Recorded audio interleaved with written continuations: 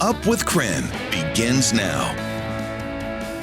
Good morning. Welcome to Up with KREM. It's 6 o'clock. Happy Monday. I'm Nicole Hernandez. We want to chat with our meteorologist, Thomas Patrick, this morning. Because Thomas, you gave us some perfect Bloomsday weather, and it sounds like it's going to be even more perfect Monday after Bloomsday weather, right? Yeah, now a little bit warmer. I honestly love that Bloomsday ended up a little bit cooler because it's great for the strenuous exercise of running and walking 7.5 miles. Now as you take things a bit more leisurely today, we actually want those temperatures to start warming back up, and that's what will happen after a couple cool hours this morning. Actually, look at the temperature difference between the airport at 43 and Deer Park at 30. So a 13-degree temperature difference just across the county already this morning. Quite a few spots still a little cold. I got 31 in Post Falls as well. But now that the sun is out, we will warm up quite quickly today. It was 60 for Bloomsday yesterday, up to 68 for the high temperature today. So that's a pretty good jump upwards.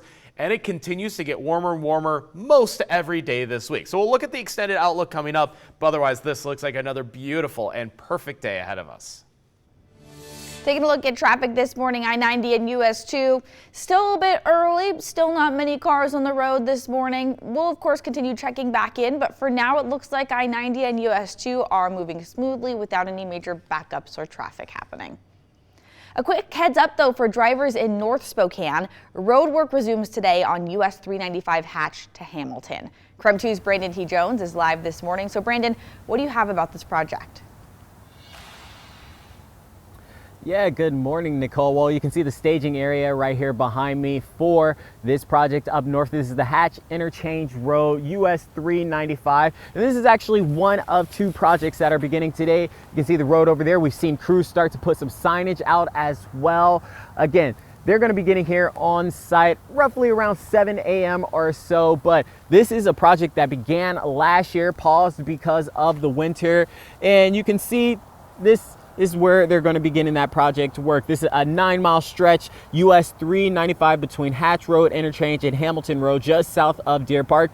Crews will be on site again from 7 a.m. to 5 p.m. Monday through Friday. They'll be starting work in northbound lanes of 395. It'll be a single lane closure at a time. Reduced speed zones though. This is something that's important when you're driving through these work zones. You're going to have to be going 45 miles per hour. They do enforce that. So 45 miles per hour. Also happening today, WashDOT crews will begin striping work on US 195. They'll start off by striping the westbound I-90 loop off-ramp to southbound US 195 in Spokane. They'll make their way to the left lane before going the opposite direction. Crews will be on site roughly around 9 a.m. today. Minor delays expected, but please give plenty of space to any of the crews that you run into, especially as construction season starts to ramp up. And then we'll also have any updates on any major road changes, any detours that are going to be in place throughout the season. But for now, reporting live in North Spokane, Brandon T. Jones, KREM 2 News.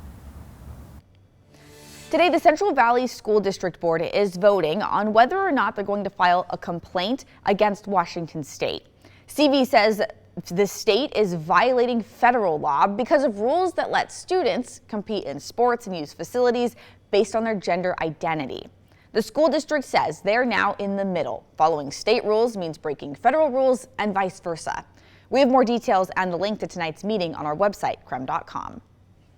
Federal student loan collections start back up today. The Department of Education is ending the pause from the pandemic. This could mean changes for more than 5 million borrowers. They say if you're in default, either start making a monthly payment, enroll in an income-driven payment plan, or sign up for loan rehabilitation. If you don't do that, the Department of Education could take a percentage of non-federal employees' paychecks to pay that delinquent debt. And college in Idaho is going to get more expensive from this point forward. The Idaho State Board of Education is raising tuition fees for Idaho's public four-year universities. During a special meeting on Friday, the board approved a 3.5% tuition and fee increase. The board president defended the increase because of inflation and operational costs. Reflecting a response to inflationary pressures, operational costs, and investment in their organizations. It also reflects the very real cost of the change in employee compensation impact. The increase will start for the 2025-2026 school year. Happening today, Coeur d'Alene police will hold a procession to remember a police sergeant killed 10 years ago in the line of duty. Now, this follows another community event that happened over the weekend. KREM 2's Christian Garza shows us how they're remembering Sergeant Greg Moore. Close to 50 first responders showed up not only to remember the life of Sergeant Greg Moore, but to work out in his honor here at CrossFit Coeur d'Alene. For the past 10 years, gym enthusiasts meet at the CrossFit Coeur d'Alene gym to honor the legacy of Sergeant Greg Moore, the first Coeur d'Alene police officer killed in the line of duty, with a workout.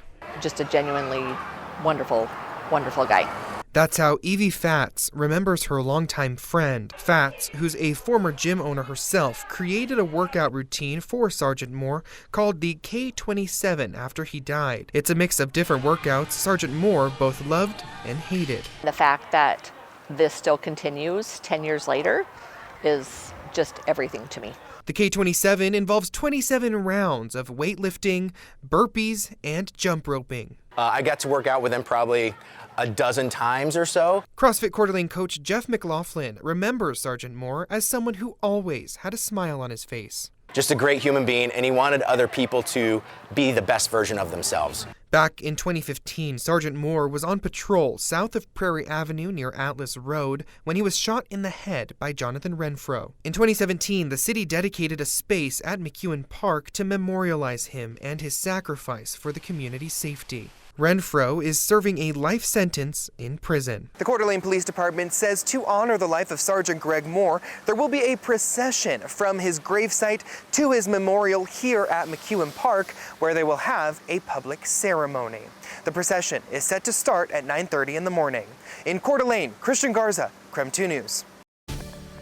Time is now 6:07 as we take another look at our weather forecast. A chilly 26 degrees in Athol right now. One of our viewers writing in. It is definitely cold this morning, but thankfully the sunshine is already out and it's going to start to warm up from there. So if there's any frost on the ground out there, as soon as the sunshine hits that, should actually melt off pretty quickly for today. It is going to be warmer than it was from this past weekend, and up we go all the way through the Mother's Day weekend, where it should be plenty warm all throughout the Northwest. So coming up, I'll show you how many days I'm forecasting not only in the 70s, but maybe another chance at 80 degrees later in the week.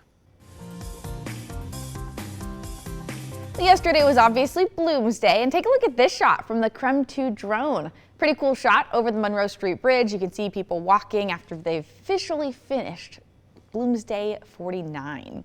So last week we mentioned we could see a few new course records this year. Well, that is exactly what happened yesterday. Veronica Lililo broke the women's record by just 1 second. She ran the course in 38 minutes and 2 seconds, which means she was running basically 5-minute miles. In the men's elite race, Patrick Kiprop won for the first time, finishing in 34 minutes and 8 seconds. In the wheelchair race, Herman Garrick won his second straight Bloomsday, and for the women, Hannah Babalola took that top spot. I'm excited. This is my 4th Bloomsday and my first win. Yesterday I was having nightmare. I was like, I really want to win this race for the first time. It was really tough. It's not an easy win because my opponent was chasing me down. I did it. I won. I'm pretty excited. At least I have the first victory. I'm very, very, very, very happy. Oh, that's so cool. The Bloomsday wheelchair race first started back in 1982. And alongside all of the elite runners, there were some other big names here in Spokane. One in particular might ring a bell for you, Super Bowl champion Justin Britt. KREM 2's Caitlin Galloway caught up with the former pro athlete who now started running. Part of the Bloomsday crowd, former Seattle Seahawks offensive lineman Justin Britt, who turned to running as a way to keep competing after his retirement from football.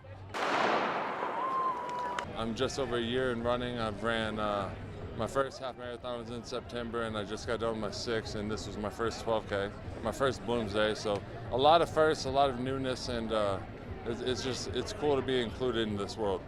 Britt played for the Seahawks from 2014 to 2019 before he missed the second half of the season with a knee injury. He signed with the Texans in 2021 before his health again forced him to pause. In the middle of the game, I feel like I hit an all-time low, and it all came crashing down that evening the next day, and I was kind of going through it with anxiety and depression.